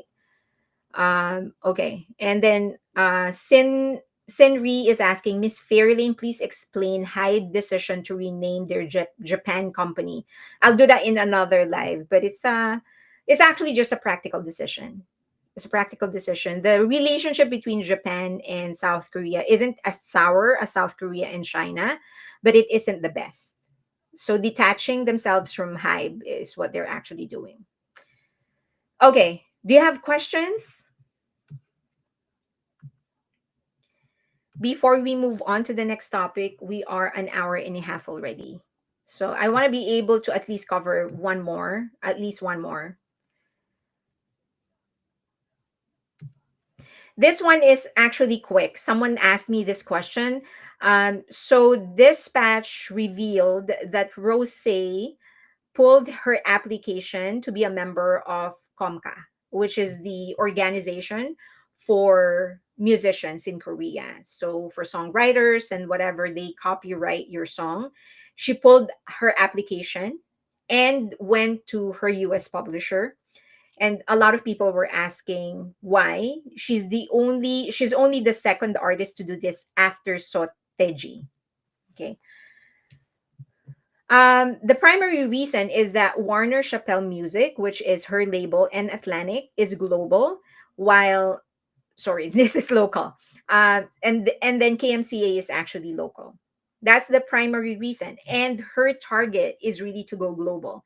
So it will be easier for her to port everything in one organization so that it's just and Atlantic who's collecting all of her royalties, residuals, because that's her target. She wants to go global.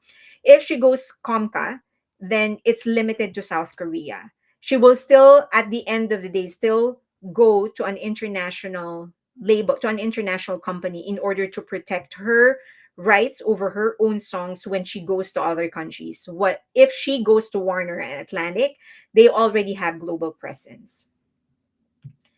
Robin Carr, Fairy Lane for a future topic, training and development in Hybe, etc. Business may be more your favorite, but could you interview a training and development person, or could we talk about that? I am going to interview a training and development person. I will talk to you about it in a bit. But I'm starting to interview people, and the first interview that I did after a long time, I'm going to air it on Saturday. He is on the business of like getting um, like shows picked up by Netflix, Amazon Prime, Hulu.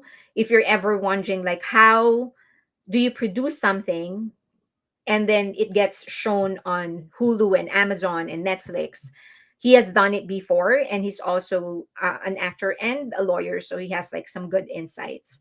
So, okay, I'll discuss that in a bit. So, she has a stronger US market presence if her agency is just going to take care of everything, right? Which is Atlantic. That's her label where she's signed under. Okay. And then, of course, she has higher earning potential.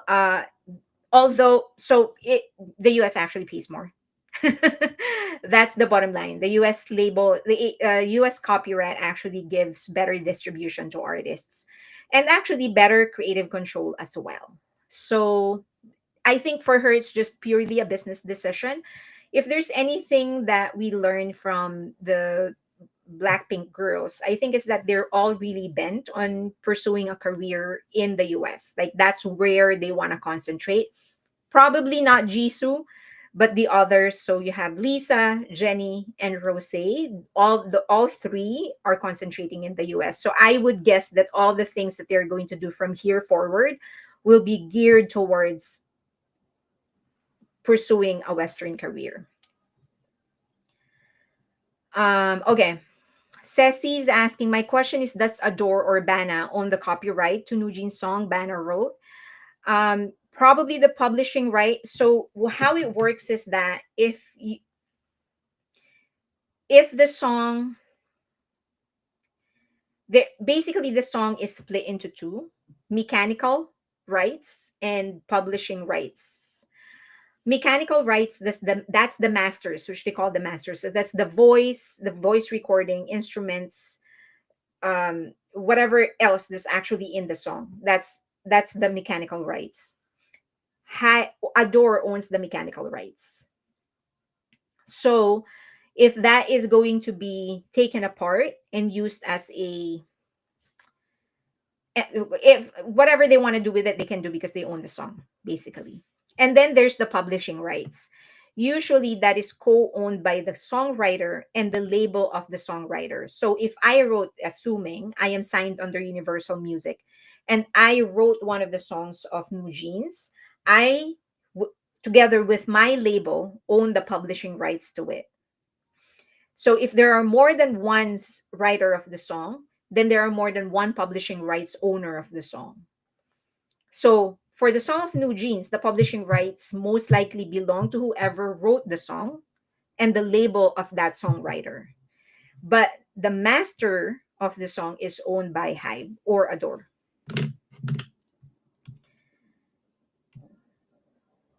Bang Luna, would you do an analysis of BP solo careers? I've heard everything from they are doing great to they are flopping. So you're not sure what to believe. Okay, I'll do it.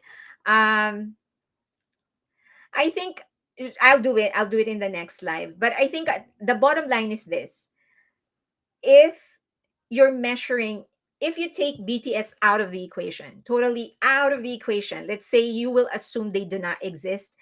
Blackpink is doing great. That's the answer. They're doing great. Now, if we set BTS as a bar, forget everybody else. So in my analysis, I will take that into consideration. And then the other thing is that I think one of the biggest thing that any BTS, sorry, not BTS, any Blackpink member still has to prove is that they can actually hack it on their own. Like, for example, Rose has a great hit in Apathy, and we shouldn't take anything away from her because she co-wrote the song. Um, but what would that song be without Bruno Mars? And she, in my, based on the numbers, her solo songs aren't doing as great as Apathy, but they're still good. Is it as good as Who? No. But they're still great. So I'll do that in another. um and as everybody knows, Rose was, is, and most likely will remain my favorite Blackpink member in the foreseeable future. I do acknowledge though that Jisoo knows what is good for her. Like, she knows the tone that's right for her, the feel that's right for her. She knows her visuals. So um Tyler, Miss Fairlane, a question. Do you think a possible way that shorties can regain their old songs is the Taylor Swift route?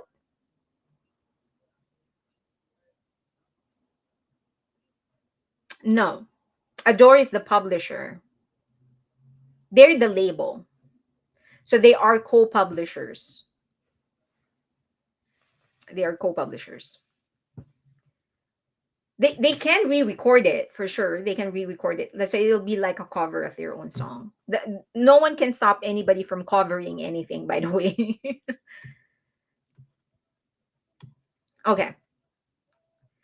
Any other question before Pretty in Pink? BP is nothing without US collabs. BP is nothing without US collabs. I mean, they're doing. of everyone that has done a solo song, Lisa seems to be the one that's doing like the best. Her songs, Rockstar, did okay. But I think like everyone thinks that everyone thinks they're not doing well because the bar is too high. If you take out the bar that BTS has set, they're doing good. In all fairness to them, I mean, we're just talking. Let's not talk quality because that will always. I mean, I don't think we'll ever settle that. People are gonna say like it's good music, not good music, great music, not great music. At the end of the day, it's very subjective. So we're just gonna talk numbers. Let's we will limit that to numbers. Um. Okay. Does anyone know why all of J Hope's American shows are sold out except the ones at BMO in Stadium in LA? So many tickets not sold, and people who have tickets seem to be selling them. Why? I addressed this in my last in my last live stream.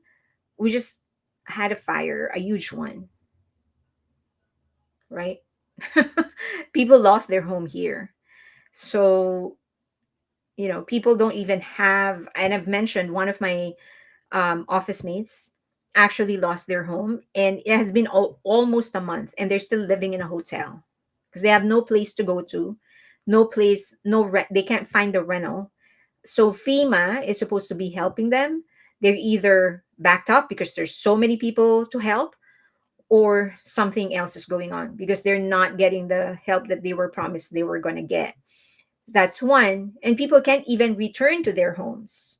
So even those that are already willing to clean their own, like the debris, clean it out so they can start rebuilding, they aren't being allowed in. So what can you expect from a state where like a quarter of us here, not state, but like in the, can I say county, lost their homes, right? So a lot of people really lost everything. And the problem is that, and this is one thing that I kind of realized based on his experience, when everything was on fire, because they did not get a notification, no alert on their phone that they need to evacuate. The only reason they learned that they needed to evacuate was that his brother went up the hill to see what was up. So, because we already know that like there's a wildfire or whatever. So his brother was like periodically checking. So he went up the hill, and then he just like sprinted back to the house and got everybody out. Like he was throwing, according, this is his story, like he was throwing, his brother was throwing like bags, like those black bags, like garbage bags, to people so that they can just get as much as they want, as much as they can get, and then they had to move out. But one of the things that he realized is that at that moment they couldn't think about their physical belongings. They couldn't think about the purses, the money, whatever they had. They couldn't think about it. The only thing they could think of were the children and the pets, because they had some animals, the dogs, like animals. And so that was the first thing that they did. They went to the backyard, got every animal they could get out of there, and by the time that they finally were able to get the animals into the vehicles, they didn't have the time to actually get their belongings, and so whatever wealth they have burned to the ground. Okay, so that's the explanation. Please do not make this chat political. I don't care about politics. I just want him, because he's been living. So they do have three hotel rooms, so they get to have, at least they're not like shacking it up in one room like six of them. um but still not an ideal situation, right? They have to have. So for me, my concern, everybody's concern, is just like you need a place. So luckily we have some people in the office offering their ADUs, their detached units. But then at the end of the day, they can't stay there forever. So they need the rental. That's the point. They need the rental. Okay. Um. Okay. stated in Lollapalooza. He started Lollapalooza. Yeah.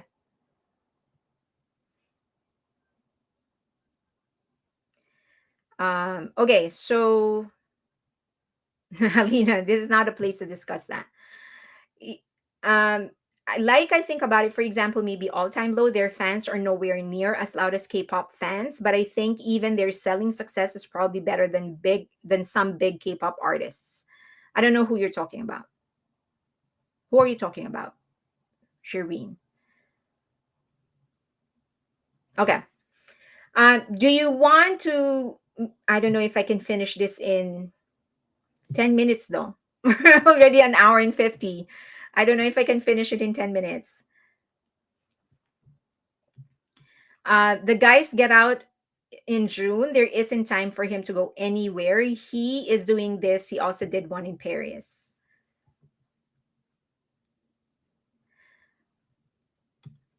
Can Melanie is asking, can we talk about how great Jimin achievements in Russia? His song play all around the world, Russian malls. He even, yeah. So we talked about it here. Let me just show it to you. One of the things that I wanted people to do, not wanted, but requesting people to do is to actually start streaming, getting a second account. There are like Deezer, Tidal, those are streaming platforms that offer 1 month free. So if you guys can sign up and then play that, use that in your second or third device, that will help stream. There's a lot of like huge releases in the following weeks, and that will put him in danger of getting recurrent because it's been in the chart for so long. If he goes to recurrent, he's not going back unless he goes to like top 10 or something. Okay, so let's try to go for this. I'll use the simpler version. And then if the need be, I will just redo it in the next live. So just wanted to discuss the stages and how much it actually costs to produce an album. Because a lot of people, this is another request, like how much does it cost BTS to produce one album and how many streams do they need and sales of an album for them to recover what they spent? Okay, so there are different stages. First is pre-production. This is when you conceptualize and you plan. Usually, the first thing is the creative direction first, especially if you're a group like BTS. Money is not the concern. Your first concern is the concept. What is it that we're going to do now? How different is it going to be? And again, if you're a group like BTS, this problems the plan actually starts with BTS, and then everything else moves around them. Whatever gets approved, whatever they decide to do, whatever they decide to pursue, that is going to start from BTS. Okay, so from creative direction, once they know, they're going to proceed to budget planning and then the songwriting and composition. Now, it's a little different again with a group like BTS and an agency like Big Hit, or even an agency like JYP, SM, YG, because usually agencies like this, they have a bank of songs that they already like. So when you're a composer or a producer or maybe even a singer, if you have something, you can submit those. You submit those to the agency, to the record label, and then if they like it, they're going to use it. So most of these agencies like Big Hit, when they are given the songs, they keep it, not necessarily knowing already when to use it. So once, for example, the creative direction is set and they start songwriting, that's when P Dog and other staff in Big Hit gives them the melodies and the beats that they like and that they put together a little bit, and BTS will go from there. So once the beat and the melody, sorry, the beat is set, they give it to BTS. And usually, if it is BTS, especially in the early days, it's actually RM that writes the lyrics. Now, for their individual careers, we've seen the creative process, right? So no need to discuss that for now. All right. Once that is done, then they go into budget planning. This entire process itself can cost you anywhere between 5,000 and 100,000. Remember, it's not just the songwriting. They aren't yet in the songwriting and the composition. They're just in the planning. They're planning everything. So they're gathering materials, they're putting out the materials that they've already gathered, giving it to BTS so that BTS can decide which ones they will use or not. Now, if you're an independent artist, then you don't need to pay for somebody else. Usually, independent artists will do everything on their own. They will write, they will produce, they will do everything because they don't have the money to pay other producers. Major labels, however, like Big Hit, can actually hire songwriters. Good night, Erica. Thank you. Thank you. And that will increase the song. And this is just planning, not yet the actual songwriting. Okay. So 5,000 to 100,000. Okay. Um, so for the recording, music production in here. Okay. So breakdown of the cost. Once you decide on the concept, once you have some sort of a beat or whatever, you have the studio sorry, recording studio rental, payment to producers, payment to mixing engineers, mastering engineers. Mixing, because a lot of people like ask me to describe what's mixing, and I'm like, they mix. Because I don't know how else to describe it. The mixer is the one who decides together with the producer. The producer oversees everything, but the mixer is the one who sort of recommends, like, oh, guitar has to go up, and then drums have to go down, or we need to make the whistle part louder or something. So he really mixes. That's what a mixer does. And then the mastering engineer is the one that really puts everything together, make sure that everything is burnt, like processed properly enough, and the quality is high enough to be converted into a CD or an actual album. And then, so all of that together, it can cost you anywhere between 500 to 1,000 to 100,000. Sorry. Jin has a video explaining about mixing. Yeah, I just, so many people have, yes, he does have a video explaining that. It's just I don't know how to explain. It's like it's they mix. Okay, and then the visual branding. Aside from the photographer, usually you have a creative director. The creative director is usually in-house, so that usually is inside, employed by the agency. For BTS, they are their own creative directors. We know that by now, right? They are the ones who come up with the concept. They flesh it out with the team. So they basically are serving as their own creative directors. Okay. But then they do need to pay for photography, for graphic design, for music video production. And usually the most expensive is music video production. It could be anywhere between 5,000 is when you're just like doing it yourself, maybe, and your friends. And then, because you remember, there are permits, insurances, taxes, and all of those stuff. But it can go more than 1.5 million per music production, like MV production. Um, and then okay, that's the music video budget. Yes, sorry, this is the range. For low budget, it can be 5,000. Mid budget is about 50,000 to 200,000. And then if it's high budget, like major labels, it can be more than 1 million. So some of the music videos of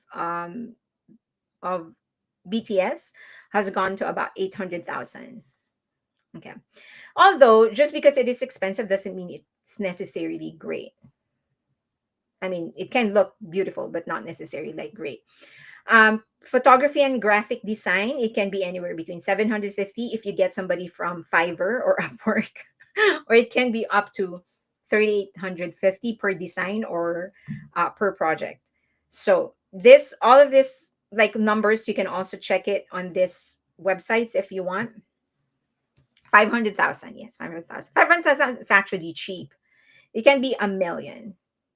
Now, the thing is that once you put everything together, when it comes to marketing and promotions, for example, there's more to spend there. So, for example,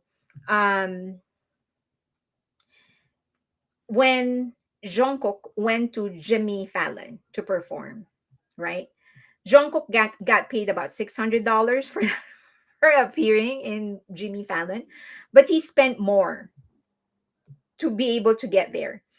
Plane tickets, hotel, dancers, because apparently he kept the same set of dancers in all of his performances. He flew them to Europe. Imagine.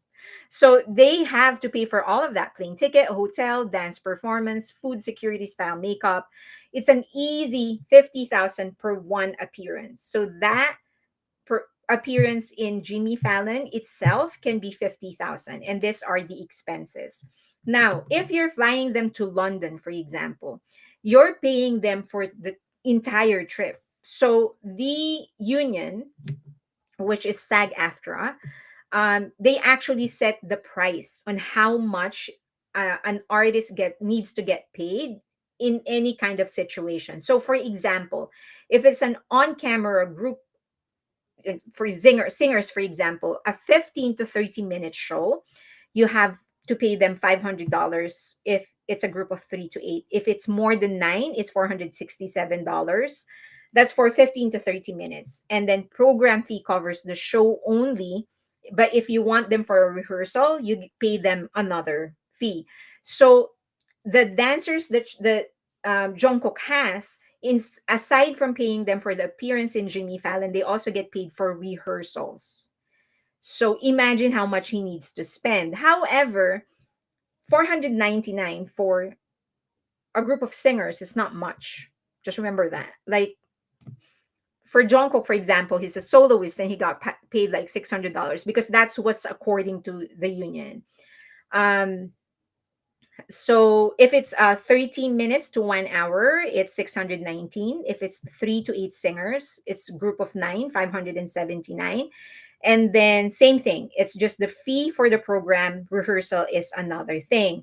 And then more, of course, it's higher if it's 60 to 90 minutes. So that goes over. Kendrick Lamar, how do you know how much he was paid for the Super Bowl? JK had some of the best dancers too. They are active choreographers, correct? And I think that's why, and I think that's just the character of BTS. Like they want to work with the same people, the same set of people. So I think for him, he was like, just bring the dancers. I'm used to them. We have the same, we have the camaraderie. It would be better for me. So, but the point in all of this is that that is the union mandated amount, the amount that a person needs to get paid if they appear in a late night show. So even if you double that, and that is the amount that Jungkook got paid, it's still not enough. For Kendrick Lamar, he was paid $614 for for um for Super Bowl. 614. My God. He wasn't paid much.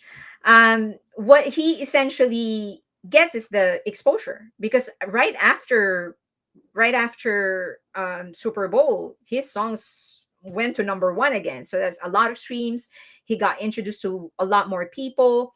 So you really don't get paid a lot. So this promotions, the promotions that they're doing, they're actually spending more than they're earning. So all of that compounds and adds to the amount that you need to make in order to make and sorry, the amount that you need to spend in order to make the album and promote the album properly. That's the point. If you think that just because they're appearing in many US shows that they're earning a lot, they're not. They're spending a lot. So the idea is that when you appear in late night shows, other US shows, you get exposed to a wider audience. Okay. And then, of course, physical distribution. The actual CD manufacturing is pretty cheap. It's about per press. That's how you produce a CD. You press it. Pressing is about like 15 cents per press, especially if you're ordering like 10,000 copies. But then the packaging and the delivery, the distribution of that to different stores, that's what costs money. And that is the reason Hybe decided to do a partnership, distribution partnership with Geffen, because they don't have to think about establishing offices and delivery in other countries. Geffen will just take care of everything. UMG will take care of everything. Okay. So then there's marketing and promotions. I've discussed this. So there's PR. PR, it's an easy 15,000 if you want a decent PR person, publicist with you. You can go cheaper.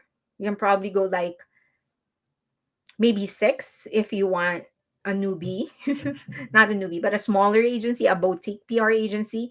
But if you're like handling like the publicist of Will Smith, she gets paid millions, especially after what he did with in the Oscars.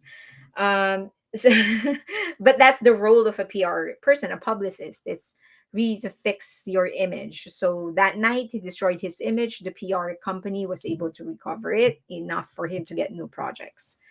So here's the breakdown of cost. So for marketing and expense, social media ads in itself can be up to 100,000. PR media outreach can be up to about 200,000. This is PR, okay, not paid. And if you want to do billboards and print ads, it can also be up to 500,000 depending on where you are going to put it. Anybody from LA here, if you see all the posters of Blackpink members, they're all over the place.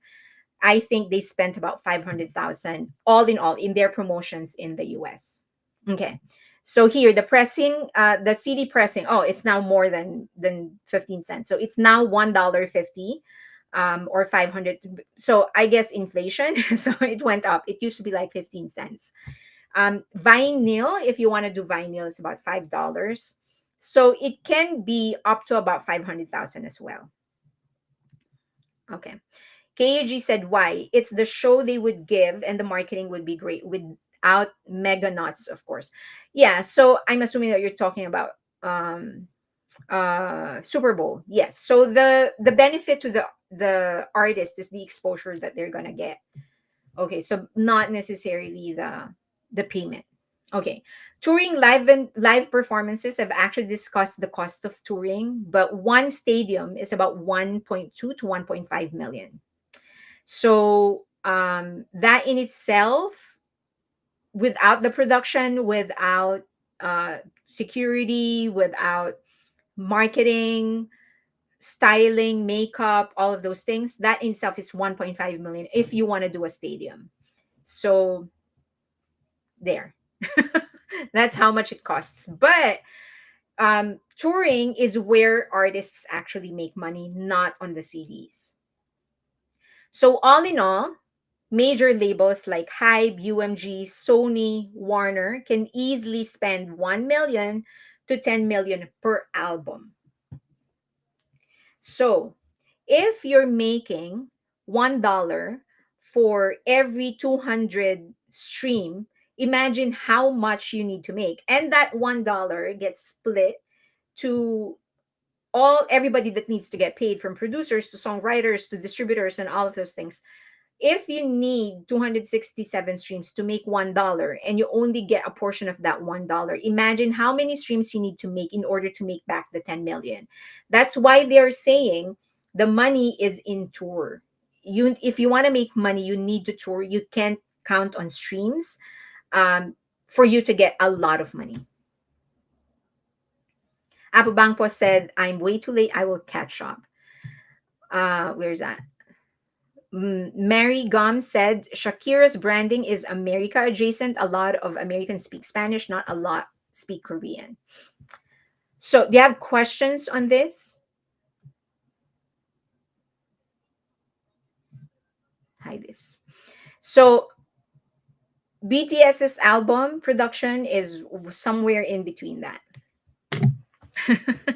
Also, for producers, aside from getting royalties, they also get a one-off, like a lump sum. So usually they charge, like, for example, I'll produce this song, I'll get paid 100,000, and then I'll get, my royalty is this much, like this much percentage, something like that. That's how they work with. That's how producers not work now. Used They used to not have royalties, but somehow they were added as a composer or songwriter.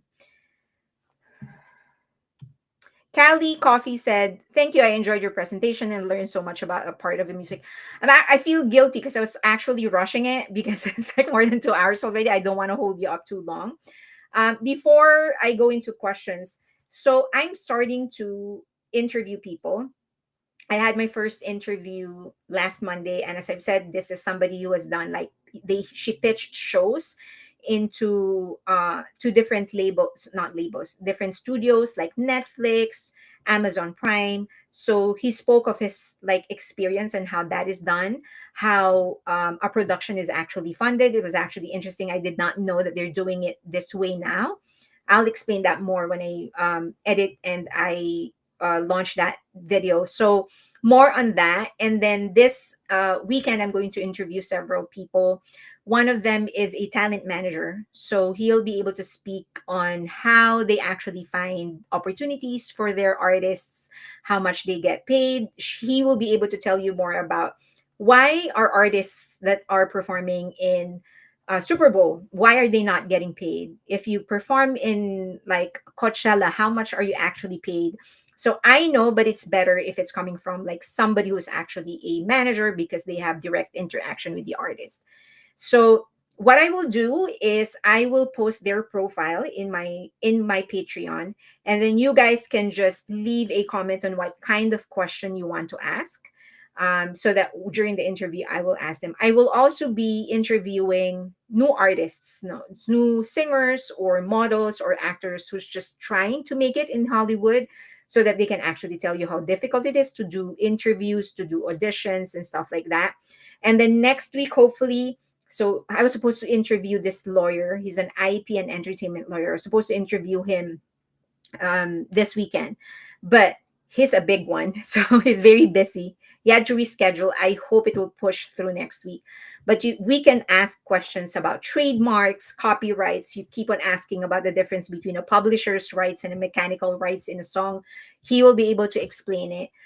So again, I will leave their profile in Patreon. If you have questions, you can just leave it there, and then I will ask them. I have someone interesting. She is actually okay. I'll finalize it first, and then once it's done, I will let you know, and then you can ask questions. Okay. I am first Gene Army, so would love to see the world in Super Bowl or World Cup.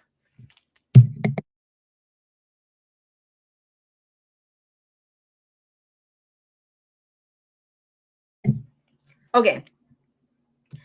When BTS comes back, I want them to only do interviews, shows, performances with people they respect, that they have good morals, and that they actually like. Yeah. Well, yeah, definitely someone that they. Although morality is very subjective, some things that are moral for some people are immoral for other people. So that's kind of subjective. But I definitely want them to only do guestings and interviews with people that they respect and who respect them as well. Robin Carr said, "Thank you, Fairlane." Okay. Did you see that interview? I think it was Peasy Squeezy Law, something like that. Okay. Okay, we're 2 minutes, and I mean not 2 minutes, 2 hours and 12. I don't want to hold you guys back anymore. It's 12 past 12 in the East Coast. So I will let you go. Sorry for rushing that last part. I know I could have done better and explained everything and better and clearer. So next time, maybe I think what I need to do is handle, like, really manage my time better. Maybe in the next live stream, I will actually put a marker. Like, I know I will just do the intro for 10 minutes and then the next topic for 30 or something like that, so that we can cover everything and have enough time for each topic. So I apologize if I rushed that last one. But you're always welcome to leave comments if there's anything that you want me to clarify, or if you want me to redo it, I will be more than glad to do that. So just let me know. Someone is asking that they DM'd me. Fire Butterfly said, DM'd you about charity fundraising on Patreon. Okay, I will get to that. Um, Anything DM'd you on Patreon about grammar? Okay, I will get to that. Um, I'm not native though, so don't expect too much. I'm trying though. Okay. Tara, Fairy, thank you as always. I love your talk. Thank you so much. All right. So good night, everybody. Again, I apologize. I rushed that last one. I'll do better next time. But I hope at the very least you learned something. Thank you. Bye.